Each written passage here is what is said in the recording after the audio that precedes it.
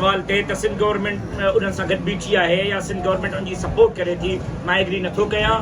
Sindh government हुजे या सिंध जूं सुजाव धुरियूं हुजनि या सिंध जूं कॉम्प्रेस जमातूं हुजनि, जेका माण्हू अल्लाह ऐं अल्लाह जे रसूल जे शान में गुस्ताखी करे रहिया आहिनि, इस्लाम बेज़ार जेका अंसर मौजूदु आहिनि, उन्हनि जी कोई बि हिमायत नथो करे।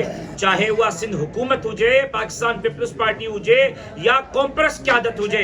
तव्हां अयाज़ लतीफ़ पलीजो साहब खे खणी ॾिसो, डॉक्टर कादिर मक्सी साहब खे खणी ॾिसो, सनान खान कुरैशी खे खणी ॾिसो, काई बि कॉम्प्रेस क़यादत उन्हनि जी पुष्ट मौजूदु कोन्हे। मां सम्झां थो उन्हनि खे बैनुल अक़वामी NGOs इहो टारगेट ॾिनो आहे त सिंध में अहिड़ा हालात पैदा कयो जो हिन सिंध जो अमन अमान बलोचिस्तान वांगुरु ऐं ख़ैबर पख्तूनख्वा वांगुरु तबाह थिए। हिते डाकू राज खां पोइ ॿियो वॾो इशू इहो बढ़ायो पियो वञे त हिते मज़हबी तसादुम थिए। उहे क़ौम परस्तीअ जे लुबादे में लिकी करे अल्लाह ऐं अल्लाह जे रसूल ते हमला आवर थी रहिया आहिनि। न उहे क़ौम परस्त आहिनि, न उहे इस्लाम परस्त आहिनि।